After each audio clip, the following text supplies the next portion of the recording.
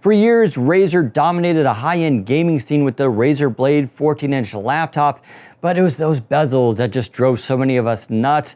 Luckily, today they're announcing their brand new Razer Blade, and it's not even a 14-inch anymore, it's a 15.6-inch. Today we're going to give you a tour and show you what's new. You don't want to miss this. Stay tuned.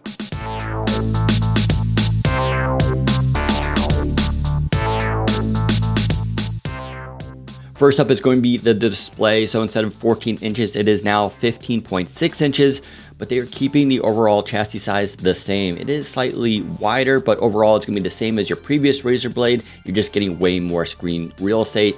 That's because you get 4.9 millimeter thin bezels on the side, which looks stunning in person. It's also very well balanced on the top and bottom, and you're still going to get a normal front-facing camera at the top. Now you do get 3 display options, including Full HD at 60 Hz, that is non-touch. You also get Full HD at 144 Hz, that's also non-touch, but that's the sweet spot for gamers. Will give you the maximum frame rate for your gaming. You're also going to get a 4K 60 Hz option that does have touch and is made for video professionals and photo professionals who need a high quality display.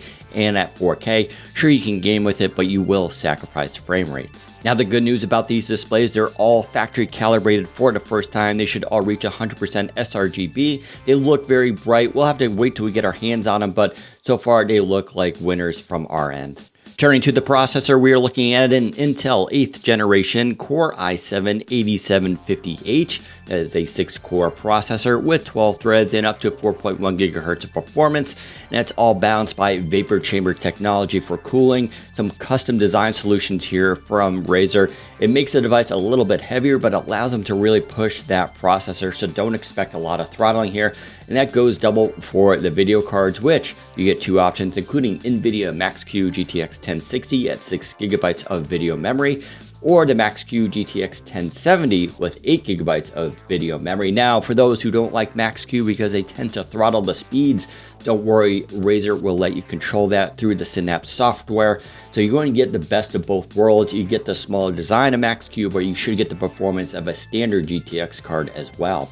Now, when it comes to expandability, most companies are bucking the trend and putting on soldered memory. Not Razer. They're going to give you 16 gigabytes out of the box, DDR4 RAM, excellent, but you get 2 DIMM slots. You can expand that up to 32 gigabytes if you want. You also get up to 512 gigabytes SSD, that is PCI memory, but you can put in up to 2 terabyte yourself if you want to as well. Now for wireless, they are ditching Killer and instead going with Intel Wireless AC9260, so that's a big change. The keyboard is basically the same, but they did revamp the way the keys actuate and it feels really good. You're still going to get chroma lighting. Those secondary keys though still don't light up, so they have not changed that yet. When it comes to that trackpad, you're going to get a giant precision trackpad. I'm very excited about this. Razer's continuing the trend of adopting precision drivers, and it works very well here. For battery life, you're going to get 80 watt hours, which should give you between 4 and 6 hours of performance depending on the display you pick and whether or not you're gaming. We'll have to take a closer look at that, but don't expect this to go all day like a traditional office laptop. This is still gaming at its core, but 80 watt hours should go a long way. You still also get 2 top firing speakers on the deck, Dolby Atmos, so we're expecting excellent audio from this device as well. And when it comes to ports, you get a few options. You're going to get USB Type-C, Thunderbolt 3, of course, so you can use this with an external GPU.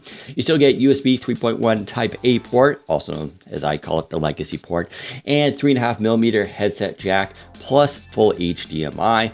But in a twist for 2018, Razer's putting back in a mini display port as a response to gamers who want more options for connecting up external displays. So plenty of port options as well.